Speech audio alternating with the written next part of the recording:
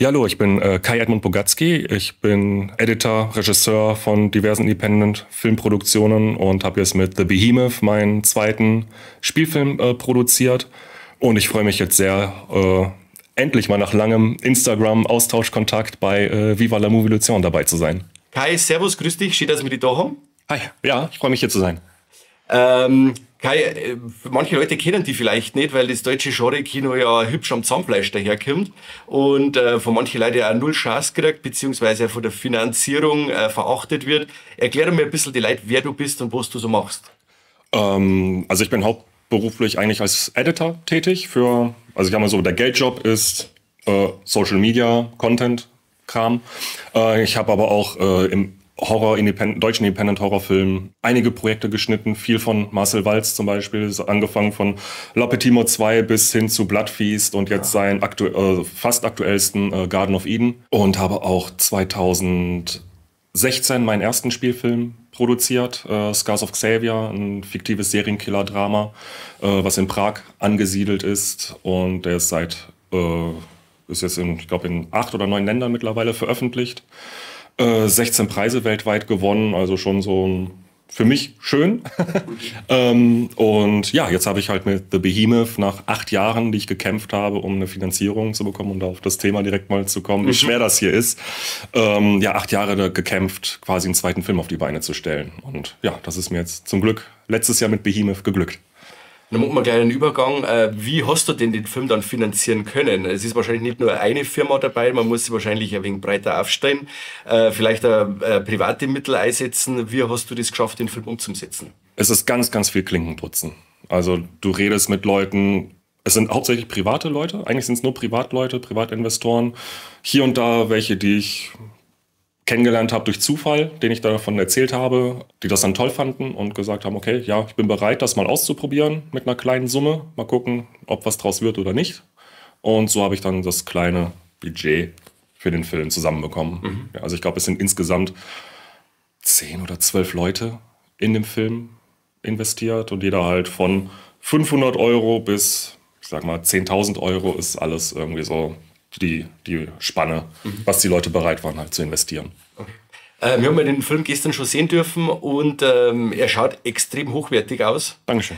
Kai, warum Horror? Warum sucht man sich nicht was aus, wo es in Deutschland besser läuft? Mach eine Schweigerkomödie, warum kein Tatort, warum Horror? Ich krieg direkt. Das wollte ich erzeugen, ja. Ja. Das ist halt auch so ein typisches Klischee, sage ich mal. Also Horror gucke ich seit meiner Kindheit. Also mein Vater hat mich sehr früh an Horror rangeführt. Wenn am Wochenende irgendwie Omen oder The Fog im Fernsehen lief damals, hat er mich geweckt. Wow. Irgendwann, wo ich von der Schule nach Hause kam, er kam von der Nachtschicht nach Hause und hatte eine Videokassette in der Hand. Er meinte, Kai, bring mal deinen Videorekorder ins Wohnzimmer, wir gucken jetzt einen Zombie-Film. Dann hat er mir Dawn of the Dead gezeigt. Wow. Und das war für mich so, oh mein Gott. Was Alter schmatzt man da? 8. Okay. 8 oder 9. Ja, cool. So in den Dreh. Und dann irgendwie bei meinen Großeltern irgendwann in Bayern, in Augsburg, lief dann irgendwann mal die geschnittene Fassung von Halloween 6 auf RTL. Und da war für mich, ja, Michael Myers, okay. Und ja, so ist es halt, ich konnte mir nichts anderes vorstellen als Horror und kann mir auch nichts anderes vorstellen. Sehr schön. Wo wir jetzt bei Familie sind, du hast ja selber 2 Kinder. Ja. Wie lässt sie die Drehphasen und solche Sachen mit der Familie vereinbaren? Weil es ist ja doch, ich habe auch 2 Kinder und es ist oftmals schon im Podcast schwierig, dass man da oft übereins kommt bei bestimmten Sachen. Aber dein Projekt ist ja noch um einiges weitläufiger und wo man an längere Zeiten nicht zu Hause wäre oder sowas. Wie machst du das? Wie hat das geklappt? Also das geht eigentlich nur mit einer Frau, die sagt, ja, die auch daran glaubt und halt sagt, mach. Ne? Und da habe ich halt auch den vollsten Support von meiner Frau für diese Sache, weil sie glaubt auch fest daran. Und jetzt so Sachen wie jetzt bei The Behemoth zum Beispiel, klar, vieles habe ich ja bei mir so in der Umgebung gedreht, aber der Hauptteil war halt im Harz. Da sind wir halt, ich glaube, 4 Stunden mit dem Auto hingefahren und da habe ich halt gesagt, für 10, 19 Tage, ja, natürlich kommt meine Familie mit. So, meine Frau war da halt hochschwanger noch mit dem zweiten Kind und da habe ich gesagt, nee, die lasse ich nicht alleine zu Hause. Ja. Und deshalb sind die da mitgekommen. Und ja. Ja, sehr schön. Genau, waren dann so emotionale Unterstützung. Ja, sehr schön. Und im Film sieht man ja auch Kinder. die sind wahrscheinlich auch deine Kinder. Das sind meine, ja. Ich habe mir gedacht, im Abspann dann und so, auch mit Bogatski, das müssen dann fast deine Kinder sein. Genau. Ja, genau. sehr schön, sehr schön. Klassischer Peter Jackson praktisch, der seine Kinder einmal versteckt hat in die Filme. Ja. Ja, das Gute war bei dem älteren Kind, das ist ja oben am Berg, wo diese kleine Montage ist, wie die beiden da hochfahren. Ja. Und da läuft ja meine Frau im Hintergrund einmal vorbei und der Holzbalken hat halt sowas von perfekt das Gesicht von meinem Kind bedeckt. Dass ich sage, okay, komm, die Szene kann in den Film rein, ja, und dann das Baby, dann in der anderen Szene ist halt der Neue. Okay. Und du warst damit kurz zum Sehen, oder? Du hast dann Hitchcock abgezogen. Du hast Semmel gebracht, oder? So, ja, genau. Ja. Genau, passt. Ja. Was hat dich denn zu The Behemoth, zum Drehbuch, was hat dich da inspiriert? Hast du bestimmte Filme, die du sehr gern magst und sagst, hey, denen möchte ich Tribut zollen, oder was hat dich da zu dem Film inspiriert? Also ich glaube, wenn man sobald der Behemoth halt, ich sag mal, im Film da ist, ich glaube, da merkt man schon so ein bisschen Fede Alvarez Evil Dead so ein bisschen mit drin. Das war so meine geistige Inspiration von dem Film, dass ich gerne sowas in die Richtung machen möchte, aus Deutschland, im Independent-Sektor. Ich glaube, das war so der Hauptansporn, Evil Dead, das Remake, sowas in die Richtung irgendwie zu versuchen zu machen. Also das war schon so das Hauptding, Evil Dead Rise. Ja, sowas wollte ich gerne schaffen. Ja, sehr schön. Wir haben letztes Jahr einen Ted Geoghegan da gehabt, der auch zu der deutschen Indie- und Splatter-Film-Szene in den 90er recht viele Connections gehabt hat. Hast du zu diesen ganzen Indie-Regisseuren, da du ja auch einer bist, Kontakt? Kennt man sich untereinander, auch Olaf Ittenbach oder eben Marcel Walz, wie du schon gesagt hast? Ja, also wir kennen uns eigentlich alle untereinander. Ich weiß nicht, ob sich jetzt jeder persönlich kennt, aber so vom Namen her auf jeden Fall. Oder man läuft sich mal auf irgendeiner Convention über den Weg und dann so, ja, hi, ne, Kai und wer auch immer. Ja. Also wir kennen uns schon alle irgendwie so untereinander. Aber ich glaube, die Szene ist aber auch in den letzten Jahren für mich gefühlt sehr geschrumpft. Ja. Also ich glaube, so vor dieser ganzen Pandemie und all sowas war das alles irgendwie größer. Es gab mehr, die versucht haben, was zu machen. Und ich glaube, jetzt ist es echt nur noch eine Handvoll. So fühlt sich das für mich zumindest an.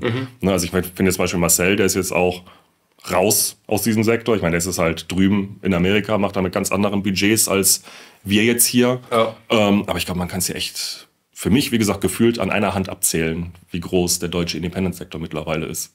Und ja. Ja, vor allem, das war in den 90er, war es ja Wahnsinn, wie viel, und jeder hat eigentlich gemeint, er geht jetzt mit der Kamera im Wald raus, mit der Flasche Ketchup, dann geht's rund, und dann machen wir Violent Shit, und ja, aber mittlerweile wird's sehr rar. Ja. Und wenn dann wirklich mal in die Produktionen kommen, dann sagt man es halt auch, im Gegensatz zu deinem Film jetzt. Also wirklich, ich war jetzt wirklich von der Optik und Ding war ich wirklich begeistert. Sehr schön. Dankeschön, das freut mich sehr. Hast du jetzt so eine Festival-Tour geplant? Hast du jetzt noch mehrere Standorte, oder die auch angefragt haben, die den Film zeigen wollen?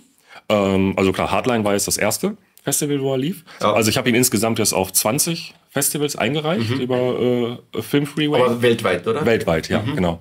Und es hat mich, ich komme halt nicht auf den Namen von dem Festival, das ist ein Festival in Spanien, in Barcelona. Das ist, glaube ich, so eins der ältesten Horrorfilmfestivals. Sitges? Nee, nicht Sitges. Die haben gefragt, ob die den Film mal sehen dürften. Den habe ich halt einen Screener geschickt und jetzt warte ich halt auf eine Rückmeldung, ob er in deren Programm passt oder nicht. Also im Grunde ist es jetzt einreichen und warten. Okay. Bis die Notifications rausgehen, ob er genommen wird oder nicht. Was war das für ein Liftbetrieb? Das war die Wurmberg-Seilbahn im Harz. Ja. Und die geht schon in der Früh, bevor die Sonne losgeht dann? Nein. Also das war eigentlich ganz lustig. Ich war ein Jahr vorher mit der Familie, waren wir im Harz. Genau auch dort in Braunlage, in dem Ort und sowas. Und da kam mir irgendwie, wo wir hochgefahren sind, mit dieser Seilbahn irgendwann mal was drehen, das wäre schon geil irgendwie. Das wäre schon ganz cool. Und dann kam ja die Idee zu The Behemoth darauf im Urlaub in Griechenland. Und ich lag halt am Strand auf einmal so, wie das halt dann so ist. Ne? Kommen Ideen und irgendwas mit dieser Seilbahn. Dann habe ich halt den Harz, Bürgermeister, wen auch immer, angeschrieben. Denke, okay, mit der Seilbahn haben wir nichts zu tun, die ist privat. Hier ist der Kontakt von dem Betreiber von der Seilbahn. Dann habe ich dem Fabian, heißt er, habe ich ihm auch eine Mail geschrieben, gesagt, wer ich bin, was ich vorhabe und bla bla bla. Und der sofort, ja klar, auf jeden Fall, überhaupt kein Thema. Und dann habe ich ihm gesagt, ja, ich brauche aber für eine Szene bräuchte ich die Seilbahn schon so um 5 Uhr morgens. Wäre das machbar? Überhaupt kein Problem, machen wir. Ach, cool. Und dann sind wir halt wirklich kurz vor 5 haben wir uns da getroffen mit Sarah. Die musste die Nacht vorher schon mit Make-up, mit Blut fertig gemacht werden. Das heißt, sie hat mit einem komplett blutigen Gesicht und alles schlafen müssen, weil ich nicht um 5 Uhr morgens die ganze Crew zum Berg hochpeitschen wollte. Das habe ich das auf ganz, ganz kleines Team beschränkt. Und das war wirklich wie die Faust aufs Auge. Um Punkt 5 Uhr ging die Seilbahn los. Und dann sind wir alleine hoch auf den Berg hochgefahren. Das war schon ziemlich cool. An dieser Stelle vielen Dank, dass du Zeit gehabt hast für uns. Ja, sehr gerne. Danke, dass ich hier Schön, sein dass durfte. du zu uns hergekommen bist. Nach gerne. Regensburg. Ja. Und wir freuen uns auf den nächsten Film. Ich glaube, du hast schon angeteasert, du hast schon das nächste in der Pipeline. Genau, wir haben im Anfang März gedreht. Obscure wird der Film heißen. Geht so ein bisschen leicht blutigere Insidious-Richtung. Ja, und da muss ich jetzt mal die Muße finden, mit dem Schnitt anzufangen. Ja, Hatte ich jetzt noch keine Lust zu. Ja, leider habt ihr es gehört, haltet die Augen und Ohren offen, wenn es heißt Kai Bogatzki oder The Behemoth. Oder holt euch auch den Scouts of Xavier, kann ich euch persönlich auch empfehlen. Und Kai, vielen Dank, dass du da warst. Sehr gerne, Dankeschön.